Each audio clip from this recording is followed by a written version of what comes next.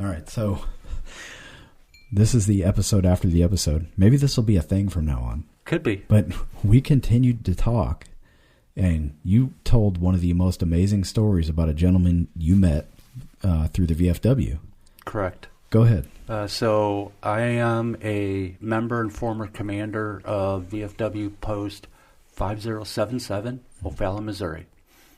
So we keep narrowing down our location. Mm-hmm. While I was commander, we were founded back in 1945. And our very first commander was a B-25 pilot. His name was Bill Salfen. I did not know it. He was still alive. And one day I happened to be at the post, and he's sitting in a bar drinking a highball. Nice. And I introduced myself, and great guy. We were talking. Should we do highballs for the next episode? I don't know. Gross.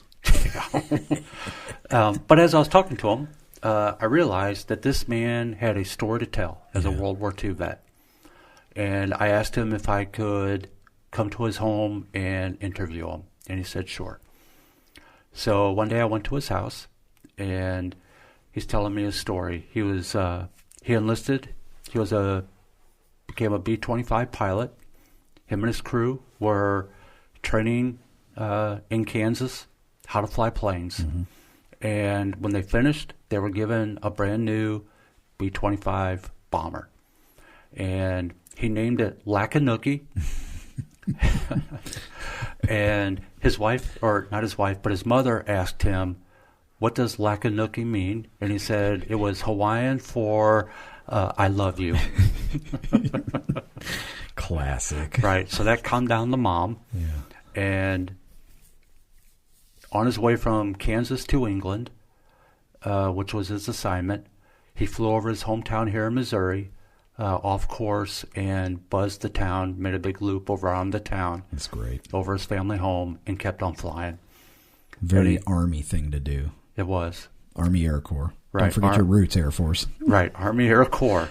And made it to England, and he was on bomber mission number 7. Okay. This was after D-Day, 1944. Mm. And during that mission, they were shot out of the sky. And they weren't going to make it back to England. They happened to find, at the last minute, they saw an airfield in which they landed. It was behind enemy lines, the Germans. Landed on this airfield. When they landed and got out, they realized that the airfield was abandoned. So they immediately went to trying to figure out what was wrong with the plane, patched the holes. American ingenuity. Found some fuel, fueled it up, flew back to England. Amazing. Right. And they flew back, and they showed up hours late.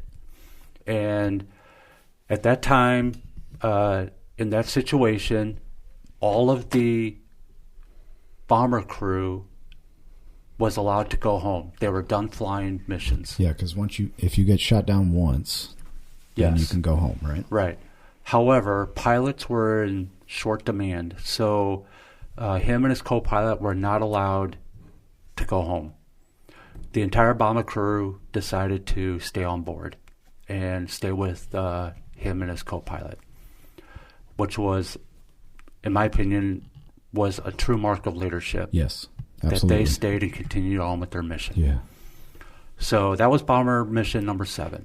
Bomber mission number 13, I don't remember what he said about what city it was in Germany. But they were shot down. One person refused to bail out, went down with the plane. Wow. The rest of the crew got out. He personally had a fracture in the leg when he landed, but he also spoke fluent German because that was his family line at that time. Mm-hmm. And he was able to get hidden for a little bit until the German soldiers caught up to him. And he was sent to Stalag Luft 1, which was the POW camp. I can't remember where Luft 1 was. But that one was also the same POW camp where Stalin's son was. Oh, wow. The same Yeah, one. because Stalin's son was a pilot. Yes. Yeah. And Stalin's son eventually got executed. Did they send all the pilots to, I don't all know. the bomber pilots? It could be. They could have. Yeah. I mean, it's just like the Germans movies. were pretty organized. Right. It's kind of like the that stuff. movies a little bit. Yeah. But he was there. So Stalin's son was executed. Yeah, he was executed while he was still there as a prisoner. Yeah. His claim to fame as a prisoner is the Germans delivered what was a telephone pole to the prisoner of war camp and laid it out in the middle. And this telephone pole was going to be part of a new observation tower. And for whatever reason, these Germans every day would leave camp and go have lunch. And there wouldn't be any guards there. It's very European. Right, but nobody would leave either. Nobody would try to escape. What? Because they knew they couldn't do it. Yeah, I guess so. So his claim to fame was that he was able to get the entire POW camp to chop up and take pieces apart of this telephone pole while they were gone on lunch. Yes. And scatter it all over the base. Resist. All over the camp. Resist. So when they showed back up, this telephone pole is gone. Yeah. And they couldn't get anybody to confess what was happened or what happened to the pole. They could never find it. Bless America. Right. And so that took place. And that's actually documented in one of the newspapers at the time that interviewed him after he came back home. Wow. Then there was, later in the war, toward the end, the German army just abandoned the POW camp. He actually, at that point, left. He's like, I'm out. I'm escaping. I could speak the language. Because he could speak German, yeah. Right. He escaped. Well, in the time while he escaped, he was able to link up with some of the Russian army that was coming across the eastern side of Germany. Wow. Linked up with them, and then he was able to make it back home as a freed POW. That is incredible. Yeah, amazing story. I'm so glad we got this out on the internet. I'm sure it's out there somewhere, but it's on our podcast now. Exactly. I was so blessed to be able to interview this man. And I remember one time later, he was back at the post. He's drinking his highballs. Yeah. And then he leaves for the night. And he's got one in his hand. He gets in his car. And a couple of the guys inside said, whoa, wait a minute. Bill just left with the highball in his hand. And I said, you know what? The man is a World War II vet. Yeah. He's a hero. He can do whatever he wants. He's earned that right. Yeah. And he left with that highball. Yeah. Driving home. I'm sure that wasn't his first time. Oh, I'm sure it wasn't. But loved hearing that story. And, to be able to interview so many different guys over the years about their experiences from World War II, Korea, Vietnam. It's incredible. Yeah. It's making me rethink joining the VFW. Yeah.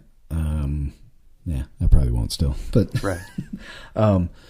So, all of the people listening to this now, whether you're in the United States, Japan, Australia, or Russia, if you know somebody who was a World War II veteran and you have a great story and you'd like to share it with us, send us an email at showmemk@gmail.com and we will read it on the podcast. Or if you want to record it and send it to us, I'll put it out there. We have to put this stuff out. Right. We would love to hear from you. I just found my grandfather's, the complete after-action review for his unit in World War II. 92 pages long. It's incredible. A story he told me when I was 15 or 16 years old is in this after-action review. Oh, somebody's getting scolded. And where was he at? He was in the Pacific Theater? He fought in the Pacific. Yeah. In the Philippines. In the Philippines, yeah. He was a draftee. His unit was an Ohio National Guard unit, believe it or not. 37th Division. He was in a tank destroyer unit, tank destroyer battalion. One battalion was sent to the Pacific. The rest went to North Africa, Italy, Europe. And it's a crazy story, man. It's really cool to watch. And how they bounced around to different 1st Cav Division, 11th Airborne Division, that sort of stuff. Really, really cool. And I have it now. I printed it out, and I downloaded it, and it's going in the family archives. Great history. It is. It's so cool. So if you have a story to share, please share it with us. We'll put it out there. Right. Thank you for listening to this extra special edition of the Headspace and Timing podcast. We love you all. We'll see you later. Peace out.